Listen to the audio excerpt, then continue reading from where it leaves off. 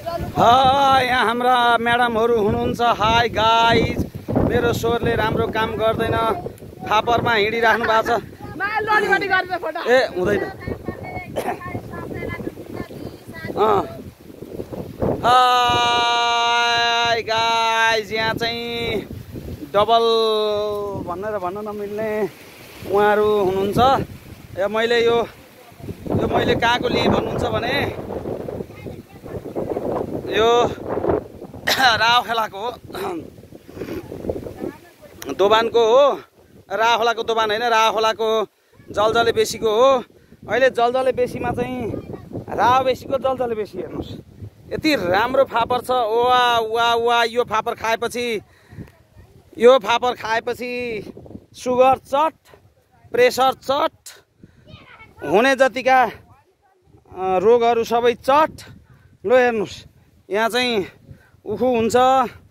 अब यो खेत चाहिँ हाइड्रो पावर आयो भने पुरिँदैछ। अब यति राम्रो राम्रो उर्वराशील भूमिको रूपमा यसलाई लिइन्छ। यहाँ 3 कमाइ हुन्छ। हेर्नु, 1 कमाइ नै होइन, यहाँ त 3 कमाइ हुन्छ। यहाँ फिल्म बनाउँदै हुनुहुन्छ हाम्रो म्याडमहरू, फिल्म बनाउने भन्दै हुन्छ। यो फिल्मको नाम छ, अब यो फिल्मको नाम चाहिँ पछि जुराउँला है, अहिले मैले फोटो मात्रै खिच्देँ। यहाँ दुईजना म्याडमहरू हुनुहुन्छ। एकजना आशा तामाङ म्याडम र अर्को सुन्तली केसी बस्नेत म्याडम। उहाँहरू यता डुल्दै हिँड्नुहुन्छ। उहाँहरूलाई अलिक नाच्न आउँदैन र त्यसमा अलिकति केही समस्या परिराखेको छ, हल्लिँदै हुनुहुन्छ। अब हल्लिने त कामै हो, के गर्नु। अब यहाँ हेर्नुहोस्, यो जलजले बेसीको खेतमा हामीले आएर भिडियो बनाएका छौँ। यदि तपाईँहरूलाई यो ठाउँहरूको फापर खान मन लाग्छ भने सम्पर्क गर्नुहोला। एउटा कुरा त्यो म भन्न चाहन्छु भने, अर्को कुरो अब यहाँ केरा पनि टन्नै फल्छन्। हेर्नुहोस्, यी केरा चाहिँ तपाईँले केरा खान मन लाग्यो भने रावबेसी गाउँपालिका वडा नम्बर 2 खारपाका वडाध्यक्ष डोलराज बस्नेत, जसलाई भूपाल बस्नेत पनि भनेर भनिन्छ, उहाँसँग सम्पर्क राख्नुहोला। जति चाहिए पनि उपलब्ध गराउनुहुन्छ। फापर हेर्नुहोस्, फापर अब यो अहिले चाहिँ मान्छेहरूलाई रोग लाग्न थालेको कारणले गर्दाखेरि यस्तो फापरहरू छर्न थाले। बेसीमा पल्लो गाउँ हो। यो मधेसभन्दा के कम छ त आदरणीय गाइजहरू, यो मधेसभन्दा केही कम छैन।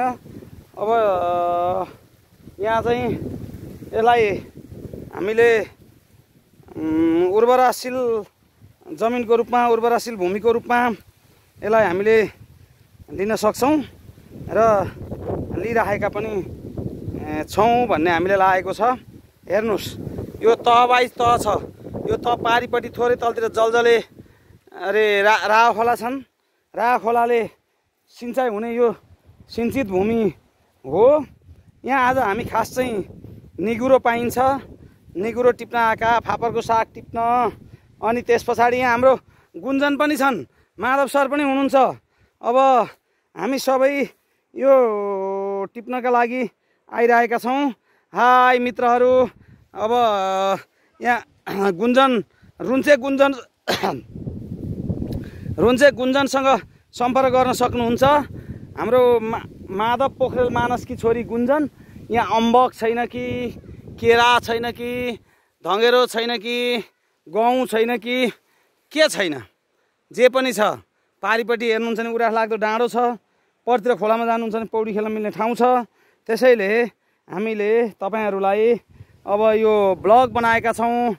यो ब्लगको माध्यमबाट तपाईँहरू आउनुहोला, माछा खानुहोला अनि जानुहोला।